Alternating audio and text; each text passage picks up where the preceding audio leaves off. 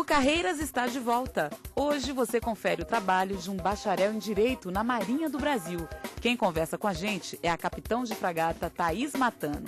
O militar, ele não pode advogar? Não, o militar ele é impedido do exercício da advocacia pelo Estatuto da OAB e enquanto no exercício da função militar ele fica impedido de ser tratado como advogado, porque até a nomenclatura advogado é uma nomenclatura utilizada pelo Estatuto da Ordem para um tipo de profissional específico que essa própria lei define quem é. E naturalmente isso acontece até porque nós temos a Advocacia Geral da União, que tem em seus quadros advogados públicos que defendem interesses também das Forças Armadas. Defendem os interesses, sim. Nós temos dentro das Forças Armadas advogados da União na área consultiva e nós temos a área contenciosa toda apoiada pela AGU. Né? Nós, por uma definição da AGU e não da OAB, nós somos colaboradores da AGU. Porque o registro ele fica suspenso na OAB. Fica um registro em suspenso. Nós não temos aquela contribuição da anualidade, que a gente paga aquele X por ano para pertencer à categoria profissional. E tão logo a gente se desligue da força por transferência para reserva ou reforma, que são duas formas de afastamento do serviço ativo em caráter definitivo, aí nós temos a condição de restabelecer, sem necessidade de nova prova, né, da ordem, a inscrição que nós tínhamos ao fazer o concurso público. Meu nome é Arthur Costa e eu gostaria de saber, tanto civis quanto militares podem ingressar nessa carreira? Podem, o edital é aberto tanto a civis quanto a militares. Com relação aos militares, existem algumas limitações que não existem com relação aos civis. Por exemplo, ter autorização de seu superior hierárquico e também não ter posto superior ao posto de primeiro-tenente. E a área jurídica da Marinha, como é que se organiza? Ela é uma malha que está presente em todos os estados que a Marinha tem órgãos.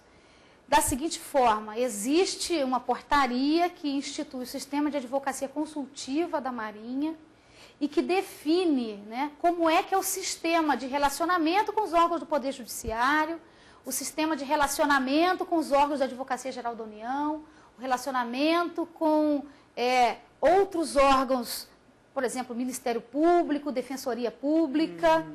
Então, nós temos na cúpula desse assessoramento consultivo um membro da Advocacia Geral da União, que é o consultor jurídico da Força, e é ele a última palavra na Força quanto ao assessoramento consultivo. Meu nome é Heitor Albernaz, eu queria saber qual que deve ser o perfil de quem quer seguir essa carreira. Tem que ser o perfil de uma pessoa bastante dedicada, bastante estudiosa e de uma pessoa disposta realmente ao sacrifício da própria vida. Porque realmente o militarismo, ele não vai se limitar ao conhecimento jurídico. Ele vai ser muito mais abrangente do que isso. O militar, ele vai estar disposto a, nos momentos de crise, participar da defesa da pátria. O estudante que se interessar pela área trabalhista e vier para cá, ele pode optar por essa área aqui dentro? Não, a gente não opta. Nós não temos a opção. É diferente do engenheiro civil, que vai trabalhar na diretoria de obras civis, ou que vai estar sempre ou somente qualificado a trabalhar na área de obras civis, até porque o CREA dele é de engenharia civil. Os bacharéis em direito, eles não trabalham numa única área. Nós nos especializamos mais numa determinada área, mas não obrigatoriamente passaremos a carreira inteira trabalhando naquela área. Mas se especializa depois que já está aqui dentro, né? Nós vamos, na medida da necessidade do serviço, porque nós não podemos ignorar que isso aqui é serviço público e nós estamos sujeitos a toda a necessidade do serviço público, né? Quem quer ingressar nessa carreira deve prestar concurso para o quadro técnico da Marinha.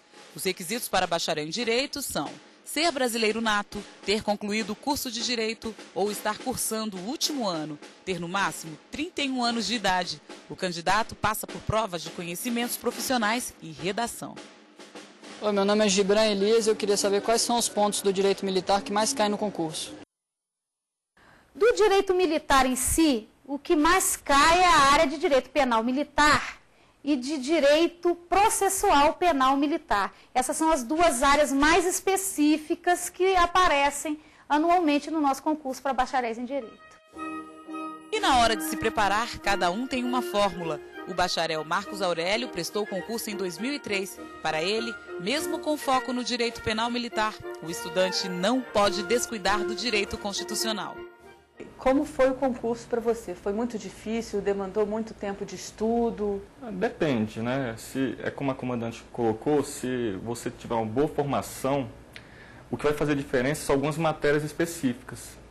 Você procurar realmente ver o edital, estudar as matérias, no caso do direito penal militar, conselho de disciplina e de justificação, que são processos administrativos específicos na nossa carreira, e se aprofundar. Quais matérias você deu mais atenção assim, quando fez esse concurso? Todas. Né? Mas, de preferência, mas, todas. assim, constitucional é muito importante, porque o constitucional é só o constitucional em si. Né? Muito direito administrativo e constitucional militar cai. Né? Uma dica, por exemplo, artigo 142 da Constituição, 143, 14 da Constituição, estado de defesa, estado de sítio. Né? São bem específicos e caem normalmente nos concursos. O direito processual penal, militar.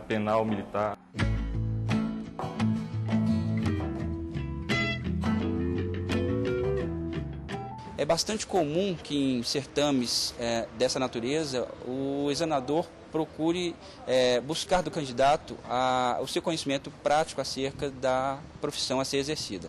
Com relação ao direito penal militar, por exemplo, é preciso que o candidato saiba diferenciar o que vem a ser um crime propriamente militar de um crime impropriamente militar, ou seja, aqueles crimes que são praticados apenas por militares e aqueles crimes que podem ser praticados por militares ou por civis.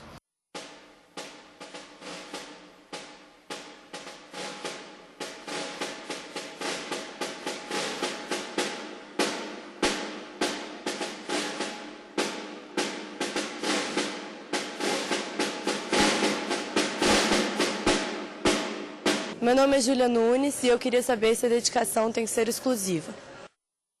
Sim, a dedicação tem que ser exclusiva, porque os militares estão à disposição das Forças Armadas 24 horas por dia.